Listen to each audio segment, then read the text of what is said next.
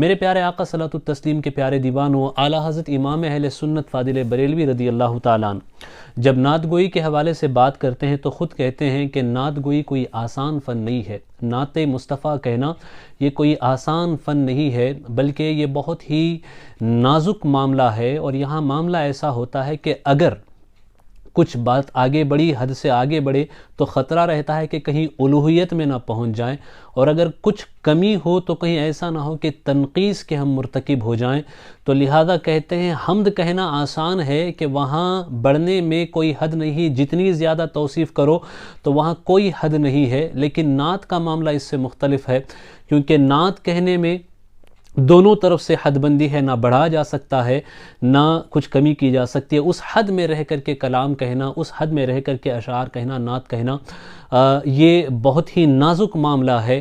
لیکن اس نازک معاملے میں جب ہم اعلیٰ حضرت کو دیکھتے ہیں تو اعلیٰ حضرت کی نعتیہ شاعری اگر آپ تلاش کریں، اس میں دیکھیں، محسوس کریں، تو آپ کو پتہ چلے گا کہ اعلیٰ حضرت کی نعت میں آپ کو عقیدے کے مسائل ملیں گے، اعلیٰ حضرت کی نعت میں آپ کو ثناخوانی تو ہے ہی مصطفیٰ کریم صلی اللہ علیہ وسلم کی، احادیث مبارکہ کی تشریح ملے گی، آیات قرآنیہ کی تفسیر ملے گی، سیرت مصطفیٰ کا خاکہ میسر آئے گا، محبوب کے جمال کا بھی تذکرہ ہے، محبوب کے کمال کا بھی تذکرہ ہے، محبوب کے علم کا بھی چرچہ ہے، محبوب کی خوبصورتی کا بھی بیان ہے۔ غرض کے یوں کہیں کہ دنیا میں شعر کہنے والے بہت سارے ہیں، لیکن جس دور میں اعلیٰ حضرت تشریف لائے اس دور میں نعت کہنے میں جو ملکہ اعلیٰ حضرت کو حاصل تھا وہ شاید ہی کسی کو حاصل تھا۔ یہی وجہ ہے کہ محمد علی جوہر جیسے ماہر ادب اور زبان پہ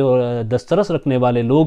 کہتے ہیں کہ اپنے وقت کا کوئی حقیقی شاعر مجھے اس دور میں نظر آتا ہے اعلیٰ حضرت کے دور میں، تو کہتے ہیں وہ امام احمد رضا خان فاضل بریلوی ہے۔ وہ ایک عظیم ادیب، عظیم شاعر، عظیم نعت خواں تھے، اور شاعری کو اگر آپ دیکھیں دوسرے شاعروں کی طرح اعلیٰ حضرت رضی اللہ تعالیٰ عنہ کی ذات نہیں ہے کہ کہیں اور شعر کہہ لیں، کسی اور مناسبت سے شعر کہہ لیں۔ اعلیٰ حضرت کو شعر و شاعری سے شغف نہیں تھا، بلکہ اعلیٰ حضرت کو نعت سے شغف تھا، وہ بھی اس طور پر کہ آپ عشق مصطفیٰ میں ایسے سرشار ہو چکے تھے، عشق مصطفیٰ میں آپ ایسے ڈوب گئے تھے، جب عشق کی کیفیت آپ پہ طاری ہوتی تھی تو زبان سے خود نعت کے جملے، نعت کے اشعار نکلنا شروع ہو جاتے، اور قلم سے صفحہ قرطاس پہ اشعار نعت مصطفیٰ کی ثناخوانی ظاہر ہوتی، اور لکھتے چلے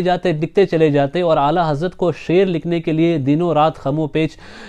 دنوں رات اعلیٰ حضرت کو غور و فکر کرنے کی ضرورت نہیں پڑتی تھی۔ اعلیٰ حضرت کو نعت لکھنے کے لیے شب و روز محنت نہیں کرنی پڑتی تھی، عشق کی وہ کیفیت تھی، جب کیفیات آپ پہ طاری ہوتی تو آپ برملا کہتے چلے جاتے، اور وہ کلام بھی ایسے حسین کلام بنتے کہ وہ کلام جن کا نہ ثانی اس دور میں نظر آتا ہے، جن کا نہ مقابل اس دور میں نظر آتا ہے، نہ جن کی مثال اس دور میں نظر آتی ہے، جو بھی دیکھتا ہے اعلیٰ حضرت کی نعتیہ شاعری کو وہ سلام کرتا ہوا نظر آتا ہے۔ پھر وہ برجملہ یہی کہتے ہیں کہ شعر کہنا شہریار اپنی جگہ، شعر کہنا شہریار اپنی جگہ، نعت کہنے کو احمد رضا چاہیے۔